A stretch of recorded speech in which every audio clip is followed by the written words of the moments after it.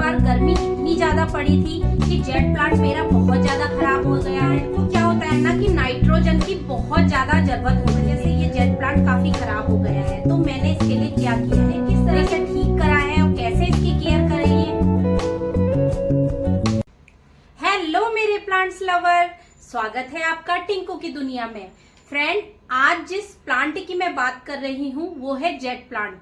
Jade plant को lucky plant भी कहा जाता है। अगर आप नर्सरी में जाते हैं, वहां जेट प्लांट देखते हैं 50 रुपए में मिल जाता है। उसके बाद हम उसे घर ले आते हैं। जेट प्लांट की केयर जो बहुत ज्यादा ठंडी में और बहुत ज्यादा गर्मी में खास तरह से करनी पड़ती है।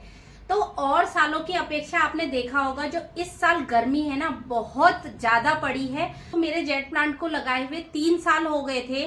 तो 3 साल से मैंने कभी भी अपने जेट प्लांट में ऐसी प्रॉब्लम नहीं देखी।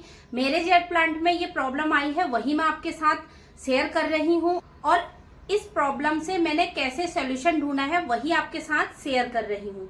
तो मैं आपको दिखाती हूँ। आप देखिए, यह है मेरा जेट प्लांट जिसकी पत्तियां इस तरह से पीली हो गई हैं और स्टेम भी आप देखेंगे काफी पतली हो गई है और खराब होने लगी है। तो फ्रेंड, इसका कारण ये था कि ना इससे पहले जो मैंने अपना जेट प्लांट था वो लगाया था इस साइड पे। तो इस साइड पे क्या होता था, सिर्फ शाम की धूप इसमें पड़ती थी कि 9 बजे की धूप रहती थी यहाँ पे। उसके बाद क्या था, सीधे शाम को 4 से 5 बजे 6 बजे तक यहाँ पे धूप रहती थी।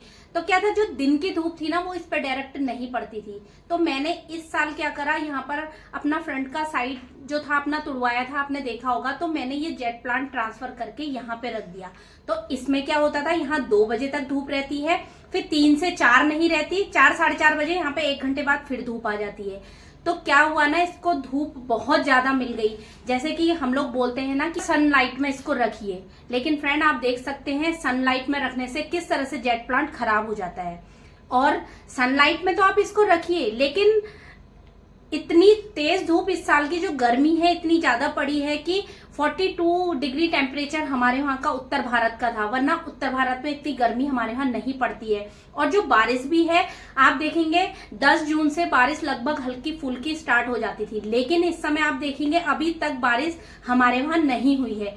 बीच में एक दिन बूंदाबांदी हुई थी, लेकिन आंधी तूफान ही था, लेकिन बारिश कहीं भी नहीं है। बाकी जगह का तो पता नहीं, लेकिन उत्तर भारत में मॉनसून इस समय तक दस्तक दे देता था। फ्रेंड आप देखेंगे इस तरह से मेरी स्टेम, मेरे जेट प्लांट की पत्तियां पीली हो गई। और बीच में कुछ दिन के लिए छुट्टी पे गई थी, आके देखा तो इस तरह से जेट प्लांट की हालत थी। 3 साल से मेरा जो मदर प्लांट आप देखेंगे ये भी खराब नहीं हुआ था, और इसी मदर प्लांट से मैंने ये जो था सारी कटिंग बनाई हुई थी। तो कभी इस तरह की दिक्कत देखने में नहीं आई। तो फ्रेंड, जेट प्लांट को क्या होता है ना कि नाइट्रोजन की बहुत ज्यादा जरूरत होती है। आपके प्लांट में कोई भी दिक्कत आ रही है तो आप नाइट्रोजन का सोर्स देंगे तो आपका जेट प्लांट सही हो जाएगा। सबसे पहले इसके लिए क्या किया है, इसे इस जगह से हटाया है, यानी कि जहां पर धूप बहुत तेज आ रही है उस जगह से ट्रांसफर करके मैंने, आप देखेंगे इस तरह से जहां पर मेरे बाकी पेड़ पौधे थे उन पौधों से एकदम चिपका के रख दिया है ताकि उनका मॉइस्चर इनको मिलता रहे। तो उसके बाद मैंने इसमें क्या किया है, जो मैंने मल्चिंग के लिए इसमें कलरफुल स्टोन डाले थे वो सारे मैंने हटा दिए हैं। उसके बाद इसकी करिए अच्छे से गुड़ाई करने के बाद नाइट्रोजन का सोर्स जो हमें डालना है वो कैसे डालना है, गुड़ाई करी। उसके बाद मैंने लिया है 1 चम्मच चाय की पत्ती, उसको मैंने अपने प्लांट के चारों ओर इस तरह से डाल दिया है। उससे क्या होगा, चाय पत्ती में क्या होता है, नाइट्रोजन काफी ज्यादा मात्रा में होता है, तो ये जड़ों में जाएगा, जिससे ये न्यूट्रिशन पत्तियों को और तनों को भेजेगा, जिससे इसकी स्टेम जो गल रही है और पत्तियां झड़ रही हैं वो ठीक हो जाएंगी। तो चाय पत्ती को आप दूसरे फॉर्म में कैसे दे सकते हैं, इसको आप रात भर पानी में भिगा के रखिए, उसके बाद सुबह अपने सारे पौधों में डाल दीजिए। पत्तियां भी चमकदार होंगी और स्टेम भी काफी अच्छी हो जाएगी। उसके बाद मैंने क्या करना है, इसको अब मैं पूरी गर्मी जब तक मानसून स्टार्ट नहीं होती यहीं पे रखना है, और मॉनसून में भी मैंने अपने प्लांट को यहीं रखना है कि ये जो मेरा एरिया है जहाँ ये पहले रखा था वहां पर ओवर वाटरिंग के भी चांस हो सकते हैं। तो इसे मैं फिलहाल जाड़ों तक यहाँ से बिल्कुल नहीं हटाऊंगी जब तक इसे तेज धूप की जरूरत ना हो।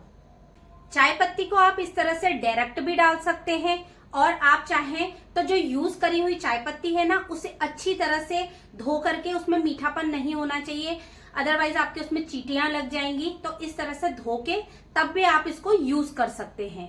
तो फ्रेंड, अगर आपका भी जेट प्लांट इस तरह से खराब हो रहा है तो आप भी इन बातों का ध्यान रखिए, उसे तेज धूप में ना रखें। और एक चीज और, किसी भी तरह का केमिकल वाला फर्टिलाइजर आपको अपने प्लांट में नहीं देना है। मैं तो हमेशा ऑर्गेनिक फर्टिलाइजर ही देती हूँ, जैसे कि आप मेरी पुरानी वीडियो में जाके देख सकते हैं। जेट प्लांट की पूरी केयर की आपको वीडियो मिल जाएगी।